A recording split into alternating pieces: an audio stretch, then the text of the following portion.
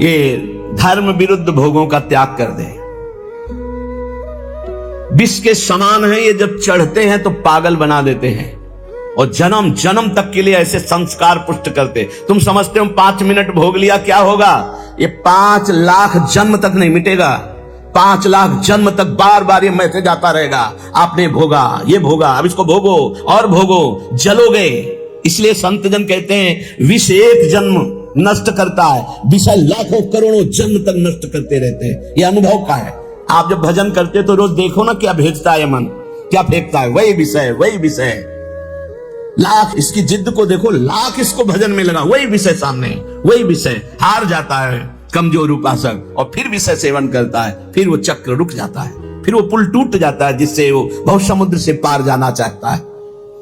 भोग त्याग करी विष समान तजी, ममता राग गुमान। न शरीर से ममता, न शरीर संबंधियों से ममता, राग किसी से नहीं, क्योंकि द्वेष होता है राग से। और गुमान नहीं, जिन्होंने अपनी भुजाओं को मारा पर्वत चूर हो गए, उनका मिट्टियां मेट हो गए। रहे न रावण सम अभिमानी, हिरणा कश्यप संवरदानी, खान विभव की खान, जगत में कुछ दिन के मेहमान, भजले श्री भगवान। सावधान, ये काल प्रतिपल तुम्हें चबा रहा है, तुम देख नहीं पा रहे हो, बस लीलने की देरी है। ए वो गया, ए वो गया, ए वो गया। ऐसे तुम भी नंबर में हो, हम भी नंबर में हैं। राधा राधा राधा राधा, मानो जन्म सफल या विदिशो, करी जो जन्म बितावे। राग रहित, ममता रहित, गुमान रहित, राधा राधा राधा। तो भगवत भगवत प्रेम पाई सोई, असली सुख को पावे। वो भगवान को प्राप्त कर लेता है, भगवत प्रेम प्राप्त कर लेता है और असली सुख में निमग्न हो जाता है। नाम जीवन में परम पद की प्राप्ति की अभिलाषा, समस्त दुखों की निवृत्ति एकमात्र नाम से होती है। नाम जप का ऐसा अभ्यास करो, किसी भी परिस्थिति में ना छूटे और दैन्य रहो। ये जो शरीर है पांच भौतिक शुभ अशुभ कर्मों के मिलान से बना हुआ तुम नहीं हो। इस शरीर को प्राप्त करके यदि गर्व करके सतमार्ग में नहीं चलोगे, छीन लिया जाएगा। ऐसे शरीरों की रचना होगी, न गर्व कर पाओगे, न बोल पाओगे, न कोई पहचान पाएगा तुम्हें। इसलिए असलियत समझ लो। रोज ये डंडा सत्संग का इसीलिए चलता है, होश में हो जाओ। भगवत प्राप्ति करना ही करना है, अब इधर उधर भटकने की कोई भी गुंजाइश नहीं। अगर कदम रखते हो तो ऐसे दूर हो जाओगे, ऐसे दूर हो जाओगे कि दोबारा स्फुरण ही नहीं होगा, इस मार्ग का स्फुरण नहीं होगा। नाम चलता रहा तो बात बन जाएगी। नाम न छूटने पावे, लेकिन नाम जब अपने प्रीति नहीं। तुम भगवत मार्ग के पथिक होकर के खाली हो, तुम्हारे अंदर पीड़ा नहीं कि तुम्हारा 1 मिनट भगवत विस्मरण से व्यतीत हो रहा है, तुम्हें पीड़ा नहीं। तद विस्मरणेन परम व्याकुलतेति। कैसे? हम पद गायन किए, पद गायन करते समय भगवत लीला का गायन कर रहे हैं, फिर रुके, फिर दूसरा कीर्तन शुरू हुआ। उसके बीच में हमने कई बार नाम जप किया। नाम जप नहीं होगा क्या? व्याकुलता पैदा हो गई। पद गायन के समय हमारा कोई और चिंतन तो नहीं था। आभास मात्र हृदय को जलाने लगता है। क्या जिंदगी, क्या जीवन है, क्या जीवन है, ऐसे लगने लगता हो। आप खाली आराम से बैठे हो, आपका चिंतन कहां है? आपको यह पता नहीं कि आप हो कौन, आपका यह पता नहीं कि आपका कर्तव्य क्या है। रोज चीख चीख के चिल्लाते हैं, एक भी सेकंड खाली रहना ही पाप है। हानि हरिवंश के नाम अंतर पड़े, लाभ हरिवंश उच्चरत बानी। का हनुमंत विपति प्रभु सोई, जब तो सुमिरन भजन मोई। सब शास्त्रों का सार है। खूब भगवत कृपा से बचपन से शास्त्र स्वाध्याय किए, इतने इतने बड़े बॉक्स गुरु आश्रम में आज भी रखे होंगे। सब शास्त्रों का सार पाया है नाम। नाम में अपार सामर्थ्य है, नाम में असीम ज्ञान भरा हुआ है। ये सब करके बोल रहे हैं। नाम, बड़े बड़े गुरु जनों के, महापुरुषों के वचनों को जब देखा, नाम नाम। अब नाम जपने में तुम सिद्ध हो क्या कि तुम्हारे नाम चलेगा? अभ्यास, रात दिन रुचि पूर्वक नाम। रुचि नहीं लग रही तो क्या? औषधि की रुचि ना हो तो क्या? हम औषधि नहीं खाते क्या? खाते, हमें रोग मिटाना है। भवरोग की अचूक औषधि नाम। महाप्रभु चैतन्य देव, हमारा जो चित्त मलिन है, ये विषय चिंतन करते हुए विकार युक्त हो गया है।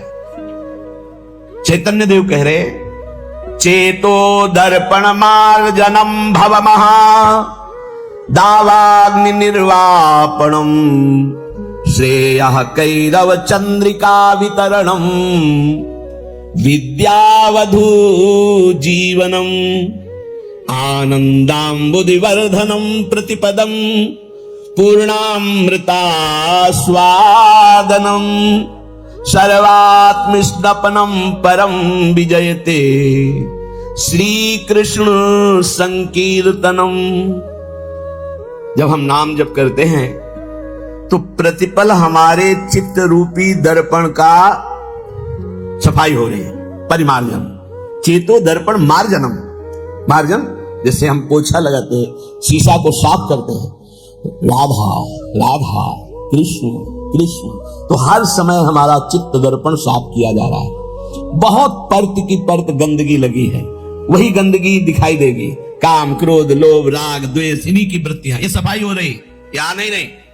राधा राधा चेतो दर्पण मार्जनम। इस दर्पण में क्या दिखाई देगा? आपको अपने स्वरूप का अनुभव होगा। जैसे हम कैसे हैं ये हम दर्पण में देखते हैं, शरीर कैसे है, ऐसे जो हमारा स्वरूप है, जहां चित्त निर्मल हुआ तो यही बोध हो जाएगा। एक है अंतःकरण में, संकल्प विकल्प करने के कारण मन कहा गया, चिंतन वृत्ति होने के कारण चित्त कहा गया, निश्चयात्मिका वृत्ति होने के कारण बुद्धि कहा गया, और क्रिया को स्वीकार करना कर्तृत्व भोक्तृत्व भाव होने के कारण अहंकार कहा गया। स्वरूप से एक है, इसलिए उसे कभी चित्त कहा जाता, कभी मन कहा जाता, वो एक ही है। यही बंधन और मोक्ष का कारण है। विषयों का चिंतन करने से हमारे चित्त रूपी दर्पण में कालिमा जमा हो गई, इसलिए हम अपने को न जानकर देह मान बैठे। अब जब नाम हम जब करते हैं तो मानो चित्त को निरंतर साफ कर रहे हैं, और जहां चित्त निर्मल हुआ तो चित्त के अधिष्ठात्र देवता जानते कौन है? वासुदेव। वासुदेव कौन? भगवान। भगवान कौन? हमारी आत्मा। वही आत्म तत्व का बोध हो जाता है, वही भगवत साक्षात्कार हो जाता है।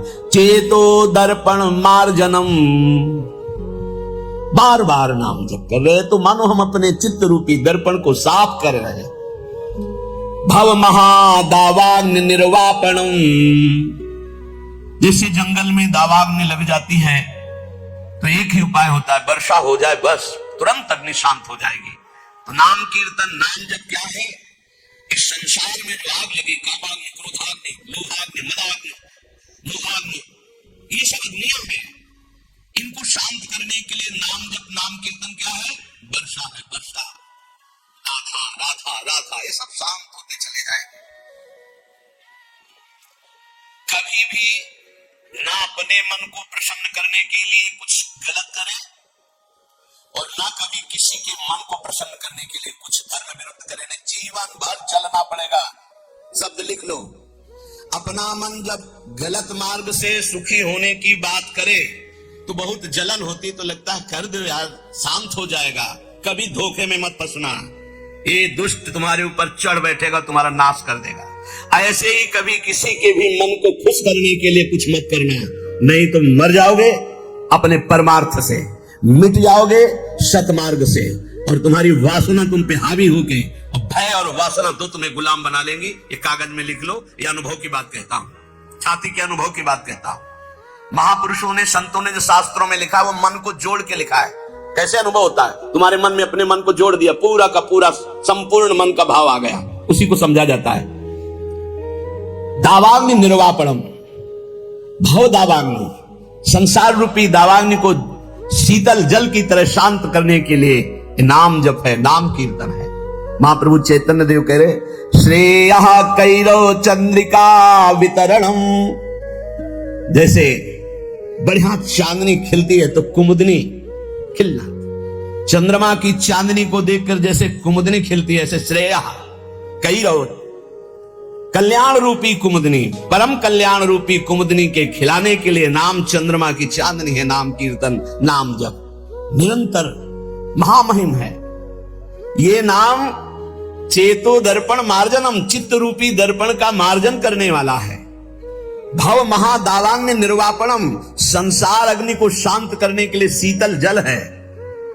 और मोक्ष, कल्याण, श्रेय, इस कुमुदनी को खिलाने के लिए ये चांदनी कैरो चंद्रिका वितरणम और विद्यावधु जीवनम, विद्या जो अविद्या को नष्ट कर दे, वो ज्ञान, वो पराविद्या, उसका जीवन है ये नाम। जो नाम जप करता है उसको जो ज्ञान प्राप्त होता है, ब्रह्मभूता प्रसन्नात्मा न सोचति न कांक्षति समा सर्वेषु भूतेषु मद भक्तिम लभते पराम।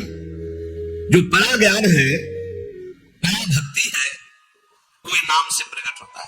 वो वेदांत के श्लोक याद करने से नहीं होता है। वो जितना नाम जप करोगे, जितना भजन करोगे, उतनी शुद्ध ज्ञान आएगा। विद्यावधु जीवनम, जो अविद्या का नाश करके स्वरूप बोध करा दे, ऐसी विद्या रूपी वधु का जीवन है नाम। जितना नाम जप करोगे उतना विद्या प्रकाशित होगी, अविद्या नष्ट होती चली जाएगी। आनंदांबुधिवर्धनम प्रतिपदम, आनंद समुद्र को बढ़ाने वाला, पद पद पर पूर्ण अमृत का दान करने वाला। जैसे जैसे नाम जप करोगे आनंद बढ़ेगा। पहले तो जलन बढ़ेगी, जो गलतियां हैं वो मिटेंगी, जो गलतियां हैं वो असहनीय होंगी, जो गलतियां उस पर गुस्सा आएगी। कैसे मेरे से गलती हो रही, कैसे मैं गलत हो रहा हूं, क्या चाहिए मुझे, क्यों मैं भगवान नाम छोड़ करके गलत आचरणों में उतर रहा हूं। नहीं नहीं, वो पहले जलन होगी, पहले आपके अंदर एक तेज पैदा होगा जो आपको इस दलदल से निकालेगा। काम, क्रोध, लोभ, मोह, मद, मत्सर, वो जलन रूपी तेज होगा। फिर आनंदांबुधिवर्धनम प्रतिपदम, एक एक क्षण में आनंद का अनुभव होगा। पहले बीमार जिभ्या है, इसको नाम तो स्वाद नहीं मिलता। जैसे पित्त बढ़ा हो तो मिश्री खवाओ तो कड़वी लगती है, और उसी मिश्री को रोज पाओ तो पित्त का समन करके मीठी लगने लगेगी। ऐसे ही राधा नाम सुधारसम पहले मीठा नहीं लगता, क्योंकि अविद्या रूपी पित्त बढ़ा हुआ है। और जहां खूब नियम से राधा नाम जप करो तो यही अविद्या का नाश करके जब ज्ञान प्रकाशित करेगा, एक एक कदम कदम पे, पल पल पे परमानंद की बाढ़ आने लगती है। आनंदांबुधिवर्धनम प्रतिपदम, स्वाद कैसा है, पूर्णामृत स्वादनम, पूर्ण अमृत स्वाद से भरा हुआ। राधा नाम सुधारसम रसी तुम जिह्वास्तु में विभला। प्रवचन नहीं केवल, जबकि देखो एक एक नाम में कितना नशा है, कितना स्वाद है, कितनी मादकता है, कितना उन्माद है। पर कुसंग नहीं। अगर कुसंग करोगे, पापाचरण करोगे तो चलनी में गैया दुहे, दोष दैव को दे, हरिगुरु कहो न माने अपनो ही फल। अगर मनमानी आचरण करोगे तो ये राधा नाम सुधारसम ये समझ में नहीं आएगा कि कहाँ अमृत रस है। महाप्रभु चैतन्य देव कह रहे पूर्णामृत स्वादनम, नाम क्या है, पूर्ण अमृत का स्वाद। जो देवताओं को अमृत मिला वो तो ऐसा नहीं है जैसा नाम अमृत है, क्योंकि उसको पी के भी वो कामी है, उस अमृत को पी के भी वो भयभीत है, उसके पीने के भी बाद उनके हृदय में तृष्णा है, ईर्ष्या है, द्वेष है। लेकिन नामामृत पीने के बाद सब नष्ट हो जाता है। निर्भय, निश्चिंत, निशोक, राग द्वेष रहित समत्व को प्राप्त महापुरुष, ऐसा नामामृत है। सर्वात्म स्नपनम परम विजयते श्री कृष्ण संकीर्तनम, संपूर्ण आत्मा को आनंद से सराबोर कर देता है ये नाम जप, ये नाम कीर्तन। सर्वोपरि विराजमान नाम, नाम नाम कारी बहुधा निज सर्व शक्ति तत्रार्पिता नियमिता स्मरणे न काला। एतादृशी तव कृपा भगवन् ममापि दुर्दैवमी दृश्मिहा जनिनानुरागः। जिसके जिह्वा पर, कंठ में या हृदय से नाम जपने का स्वभाव बन गया है, कहां चल रहा है तुम्हारा नाम, देखो जिह्वा पे या कंठ में या हृदय में। हृदय वाला तो कुछ सेकंड के लिए सब कोई देख सकता है जो अभ्यासरत है, लेकिन निरंतर हृदय से चलता है वो तो काफी नजदीक पहुंच चुका है प्रभु के। कंठ से जिनके चल रहा है तो अभी हृदय गुफा पे प्रकाश होना बकाया रह गया, तो जिह्वा पे चल रहा है तो अभी काफी दूरी है। कंठ में आओ और फिर हृदय में अंकित पूरा नाम, दिव्य अक्षर हृदय में अंकित है, बार बार स्मरण हो रहा है, जैसे दिल धड़क रहा है ऐसे नाम मंत्र चल रहा है। इसके लिए अभ्यास चाहिए। प्रभु के नाम में जितने भी नाम है अपार सामर्थ्य है। भगवान ने अपनी संपूर्ण शक्ति नाम में विराजमान कर दी। नाम नाम कार्य बहुधा निज सर्व शक्ति तत्रार्पिता नियमिता स्मरणे न काला। जो नियम पूर्वक नाम जप करता है, स्मरण करता है, उसको यह अनुभव हो जाएगा कि भगवान ने अपनी सारी शक्ति नाम में रख दी है। जो नाम स्मरण करता है उसके लिए कोई विचार नहीं है, दोपहर है कि संध्या है कि सुबह है, क्या है, समय का, काल का, पवित्रता अपवित्रता का इसमें कोई विचार नहीं। यही तो निरंतरता, नाम की निरंतरता के लिए आवश्यक था। अगर देश काल का नियम लागू कर दिया जाता जैसे मंत्र में है तो हम निरंतर स्मरण नहीं कर सकते थे। मंत्र के लिए तो देश काल आदि की अवस्थाओं का, शरीर अवस्थाओं का बहुत अनुष्ठानों में नियम संयम, लेकिन नाम भगवान के जप में कहीं भी, कभी भी, कैसे भी, कुछ भी कोई हमारे को बाधा नहीं। चाहे शौच में हो, चाहे अपवित्र हो, मुंह जूठा हो, तो भी नाम, निरंतर नाम में कोई बाधा नहीं। एतादृशी तव कृपा भगवन् ममापि दुर्दैवमी दृश्मिहा जनिनानुरागः। इतनी कृपा तो आपने कर दी प्रभु कि अपनी सारी शक्ति नाम में दे दी और पूरी छूट दे दी। अपवित्र हो या पवित्र हो, जैसे भी हो, तुम हर समय नाम जप करो, तुम्हें परम पद मिल जाएगा। पर मेरा दुर्भाग्य तो देखो, आपकी कृपा की अवहेलना कर रहा हूं और नाम जप नहीं कर रहा हूं, जबकि आपने सारी शक्ति अपनी नाम में रख दी और छूट दे दी। तुम अपवित्र हो या पवित्र हो, अशौच में हो या शौच में, निरंतर नाम जप करो, तुम्हारे लिए कोई देश काल पवित्रता का नियम नहीं नाम में। फिर भी मेरा दुर्भाग्य देखो, नाम में प्रीति नहीं हो रही। कैसे नाम को हम संचय करें, कैसे प्रीति हो। महाप्रभु चैतन्य देव कह रहे, तृणादपि सुनीचेन तरोरपि सहिष्णुना अमानिना मान देन कीर्तनीयः सदा हरि। तुम तृण से भी अपने को तुच्छ समझो, नीच समझो। मतलब कोई कितना भी आपका उपहास करे, अपमान करे, क्लेश आदि दे, आप सह जाओ। अपने को सबसे छोटा समझोगे तो सह जाओगे, सबसे छोटा अपने। दो ही बात है, या इतना बड़ा समझो कि सब पूरे विश्व को अपने में समा लो, वो है ज्ञानी। और भक्त सारे विश्व में अपने प्रभु को देखकर सबका सेवक बन जाता है, सबका सेवा भाव के द्वारा आदर करता है, अपने को सबसे छोटा समझता है। भाव ये है भक्ति में, श्री राम में सब जग जानी, करो प्रणाम जोरी जुग पानी। सबसे छोटा अपने को पूरा इष्ट, इष्ट से बढ़कर और क्या है, इष्ट स्वरूप सब। और ज्ञान में मैं के सिवा कोई है नहीं, वही मैं आत्म तत्व है, आत्म तत्व ही विविध घड़ों में भास रहा है, दूसरा कोई है नहीं, मैं ही मैं हूं। जहां बीच में है मैं तू, इसी में माया पीटती है। ना मैं बन पाए हो, ना तू का अनुभव कर पाए हो, मैं तू में फंसे हुए, इसीलिए माया है। महाप्रभु चैतन्य देव कह रहे हैं, छोटे बन जाओ सबसे, सबको इष्ट रूप देखो, तभी छोटे बनोगे। तृणादपि सुनीचेन। और जैसे वृक्ष गर्मी सर्दी सब सहता है, कोई डंडा मारता है फल के लिए तो फल दे देता है, कोई कुल्हाड़ से डाल काट लेता है, नहीं कोई तो समीप चला जाए तो छाया है, सुगंध है, पत्ता है, वो सुख देता ही है। ऐसे ही हम नाम जापकों को कोई कष्ट दे, पीड़ा दे, गाली दे, मार दे, तो हमें उसका मंगल ही मनाना है। तुम्हारा मंगल हो, तुम्हारी भगवान बुद्धि शुद्ध करें, तुम्हारे नाम में प्रीति हो, धाम में प्रीति हो, ऐसे हम अपनी भावना। अमानिना मान देना, जब कोई हमारा सम्मान करे तो हमको लज्जा लगनी चाहिए, लज्जा लगनी चाहिए।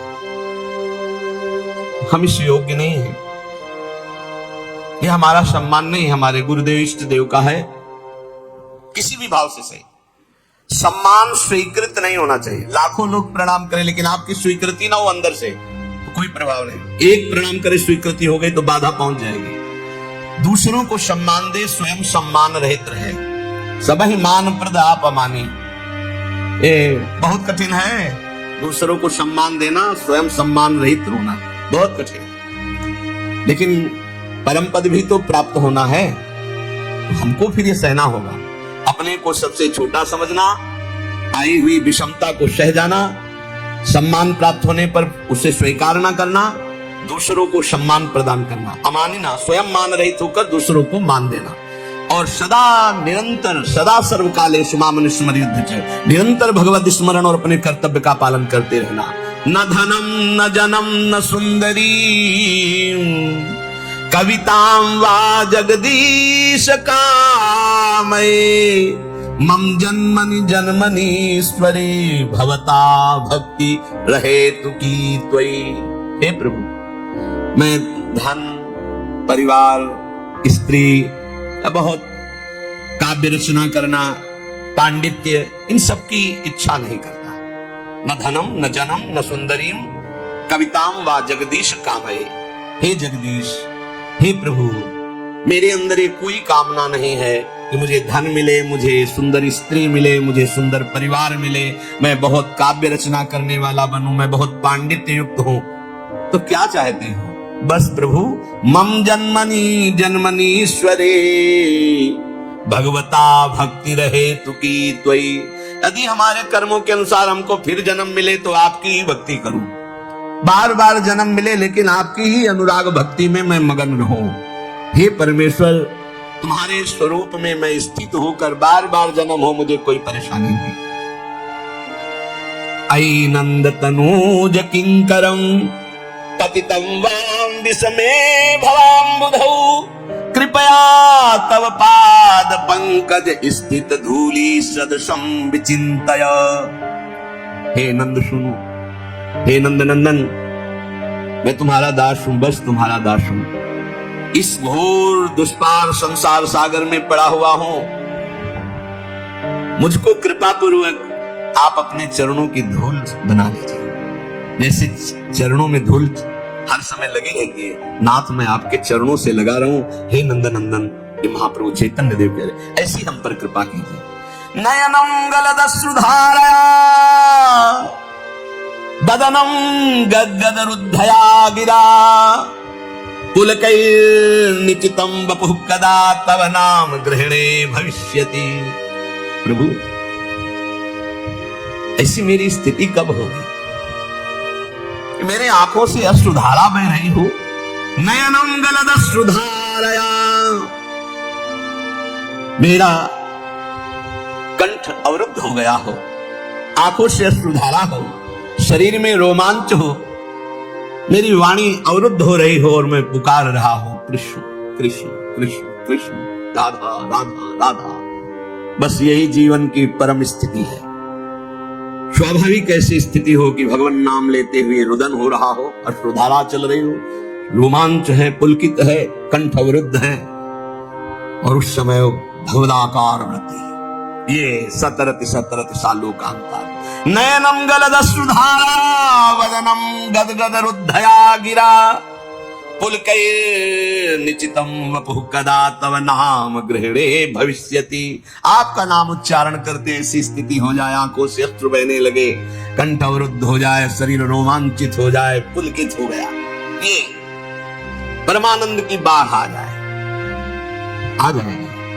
जैसा कह रहे हैं वैसे नाम जप करो, अपने को सबसे नीच समझकर, सब कुछ सहते हुए, दूसरों को मान देते हुए, किंचन मात्र सम्मान की इच्छा न रखते हुए स्थिति आ जाएगी। युगायितम निमेषेण चक्षुषा प्राविशायितम शून्यायितम जगत सर्वम गोविंद विरहेण। महाप्रभु चैतन्य देव, युगायितम निमेषेण, निमेष कहते हैं पलक झपकने। पलक झपकने के समय को कह रहे हैं कि मेरा एक एक निमेष युग युग के समान व्यतीत हो रहा है। हे गोविंद, आपके विरह में मेरी क्या दशा हो रही है। पलक झपकने के समय को निमेष कहते, एक एक निमेष युग युग के समान हो रहा है। युगायितम निमेषेण चक्षुषा प्रावृषायितम। नेत्र जैसे वर्षा की धारा में निरंतर जल गिर रहा है, ऐसे अश्रु वर्षा हो रही, दो चार बूंद निकलना नहीं, अश्रु वर्षा हो रही है। शून्यायितम जगत सर्वम। प्रभु, आपके बिना संपूर्ण संसार शून्य नजर आ रहा है। नेत्रों से अविरल अश्रु धारा बह रही, एक एक निमेष युग के समान व्यतीत हो रहा है। हे गोविंद, आपके विरह ने हमारी ऐसी दशा हो गई। आश्लिष्य, ये स्थिति होती है, तब ये स्थिति होती है। ये जो नयनम गलदश्रुधारया वदनम गदगद रुद्धया गिरा, या युगायितम निमेषेण चक्षुषा प्राविशायितम, ये स्थिति तब आती है जब इस श्लोक का जीवन में आचरण हो जाए, क्षमता आ जाए।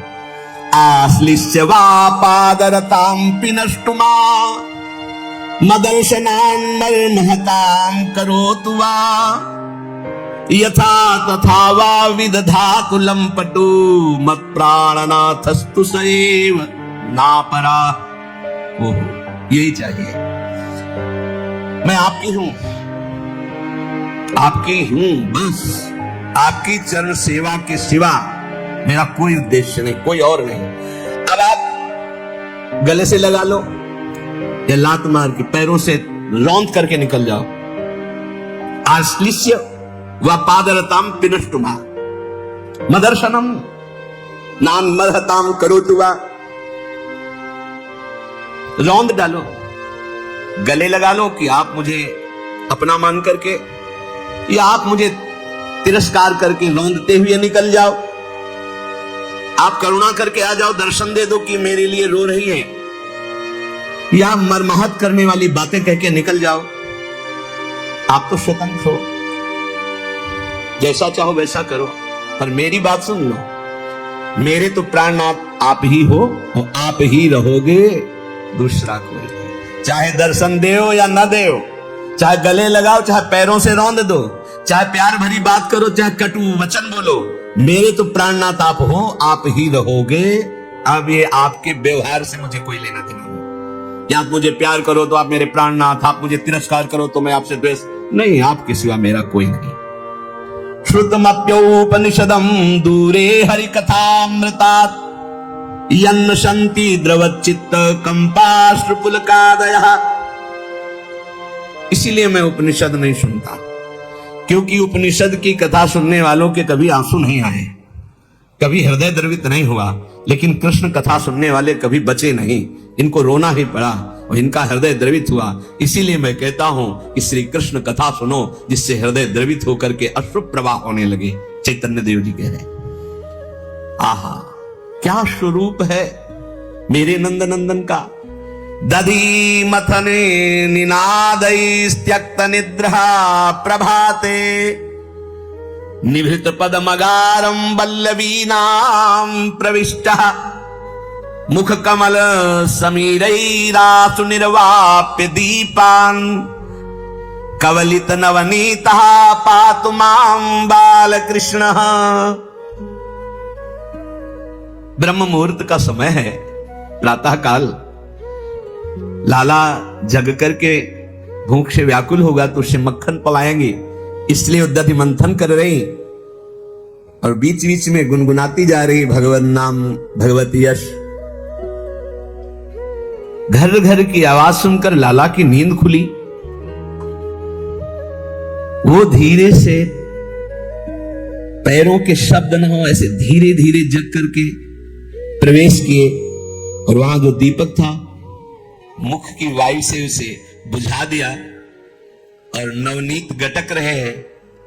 भैया को लगा कि दीपक कैसे बुझ गया। जब उस कमरे में देखा, ये जो भयचकित होकर इनका देखना और वो हाथ में मक्खन और मुख में मक्खन, ये ध्यान मेरे परमानंद की वृद्धि कर रहा है। दधि मंथन निनादैस्त्यक्त निद्रा प्रभाते, धीरे धीरे निभृत पदमगारम वल्लवीनां प्रविष्टः मुख कमल समीरैरासु निर्वाप्य दीपान् कवलित नवनीता पातु मां बालकृष्णः। ये सुंदर रूप भयचकित नेत्रों से मैया की तरफ देख रहे और मक्खन कुछ हाथ में कुछ मुख में। सब्बे पाणौ नियम नियमतिरौं किंकिणी दाम धृत्वा कुब्जी भूय प्रपदगतिभिर मंद मंदम विहस्य अक्ष्णोर्भंग्या विहसित मुखीर्वारयन् सम्मुखीना मातुः पश्चाद हरत हरिर्जातु हैयंगवीनम्। एक दिन की बात है कि भैया बड़ी मस्ती से मंथन कर रही है। लाला ने सोचा जो मंथन करके मक्खन निकाल रही वो पीछे से छुप के निकाला। मैया ने नूपुर पहनाए थे तो बड़े प्रवीण अपने हाथों से नूपुर को पकड़ के जो चल रहे उनकी जो शोभा। सब्बे पाणौ नियमित रवम किंकिणी दाम धृत्वा, तो कुब्जी भूय झुक करके अपने चरणों के नूपुर पकड़े कि छम से ना हो, और धीरे धीरे प्रपद गति भीर मंद मंदम विहस्य। आसपास जो सेवा में गोपीजन सब खड़ी हो गई, इनके इस रूप को देख रही, अपने हाथ से अपने पैरों के नूपुर पकड़कर धीरे धीरे चुपचाप जा रहे कि मैया जान न जाए। अक्षोर भंग्या विहसित मुखी वारयन सम्मुखी नाम। सुंदर गोपिया अपने मुख को दबाकर हंस रही कि कैसी विचित्र लीला कर रहे हैं, और धीरे से जाकर के जो नवनीत अभी अभी निकाला गया मक्खन है, मैया ऐसे मत रही, निकाल निकाल के रखती जा रही, प्रभु वहां से ले लेकर के खाते जा रहे। ये परमानंद का विषय। प्रसादाग्रे निवसति पुरहा स्मेरवत्तारविंदो मामालोक स्मित सुवदनो बाल गोपाल मूर्ति। अचानक सामने आंगन में खड़े हुए प्रभु का चिंतन कर रहे, तो सामने के ऊपर के खंड में देखा कैसा सुंदर रूप श्री कृष्ण का। प्रसादाग्रे निवसति पुरहा स्मेरवत्तारविंदो मामालोक स्मित सुवदनो बाल गोपाल मूर्ति। बड़ा खिला हुआ मुखारविंद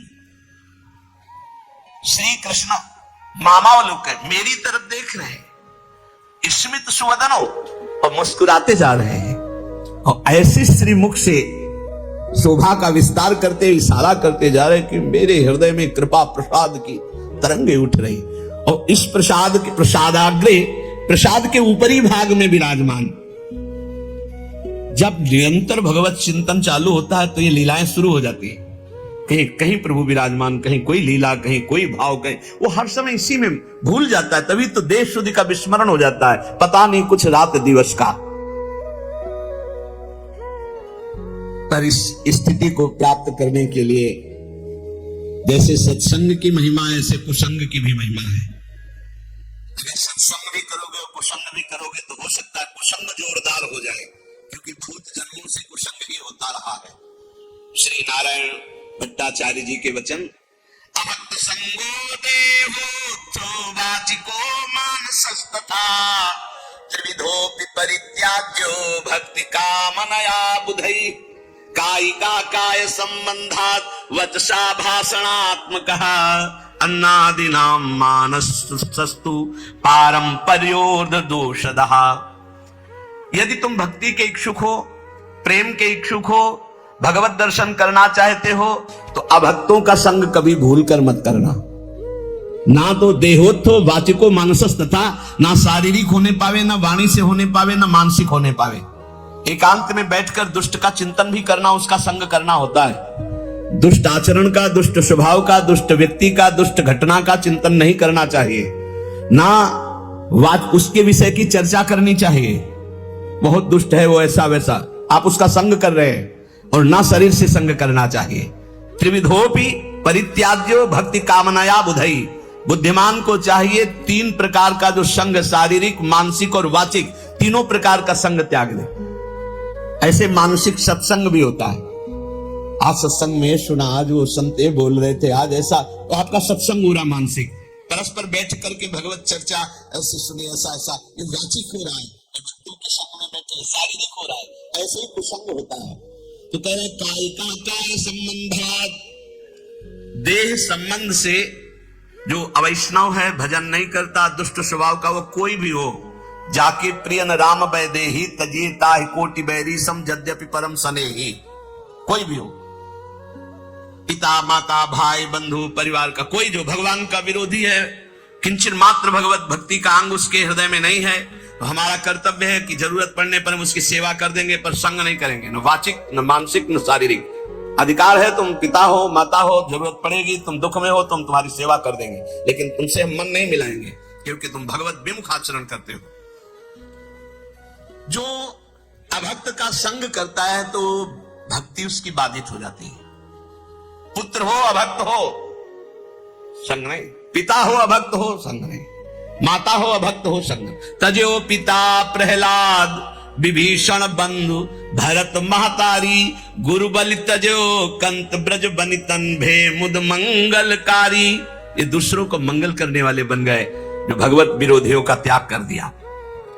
देह संबंध से दैहिक संबंध होता है, देह संबंध अभक्त से न बनने पावे। उसके पास बैठना, उसके संभाषण करना, किसी भी तरह की दोस्ती हमारी अभक्त से नहीं होनी चाहिए।